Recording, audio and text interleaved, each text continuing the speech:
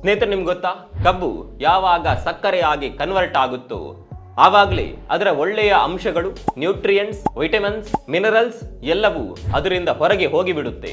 ಕೊನೆಗೆ ಆ ಸಕ್ಕರೆಯಲ್ಲಿ ಉಳಿಯೋದು ಕೇವಲ ಒಂದು ಅಂಶ ಮಾತ್ರ, ಅದು ಸಿಹಿ ಅಷ್ಟೇ. ಇದು ಹೆಚ್ಚು ಸಿಂಥೆಟಿಕ್ ಆಗಿರೋದ್ರಿಂದ ಸಂಸ್ಕರಿಸಿದ ವಸ್ತುವು ನಮ್ಮ ದೇಹದೊಳಗೆ ಹೋದಾಗ ಅದು ನಮ್ಮ ದೇಹದೊಳಗಿನಿಂದ ತನ್ನಲ್ಲಿ ಆದ ನಷ್ಟವನ್ನ ಸರಿದೂಗಿಸಲು ಪ್ರಯತ್ನ ಮಾಡುತ್ತೆ.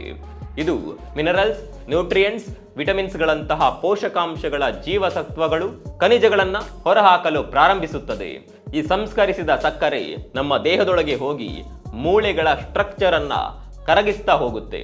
ಹೌದು, ಇದು ಸತ್ಯ ಅನ್ನೋದಕ್ಕೆ ಅನೇಕ ವೈಜ್ಞಾನಿಕ ಅಧ್ಯಯನಗಳ ಸಾಕ್ಷಿಗಳೇ ಇವೆ.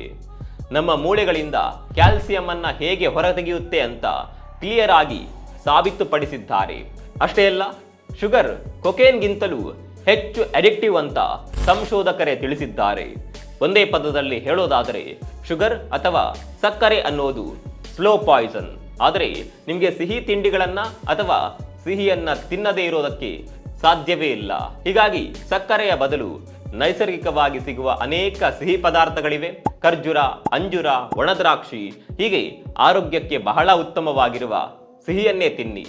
ಈ ವಿಷಯ ನಿಮಗೆ ಮೊದಲ ಬಾರಿ ಗೊತ್ತಾಗಿದ್ದರೆ ಆದಷ್ಟು ಜನರಿಗೆ ಶೇರ್ ಮಾಡಿ, ಪೇಜನ್ನು ಫಾಲೋ ಮಾಡಿ.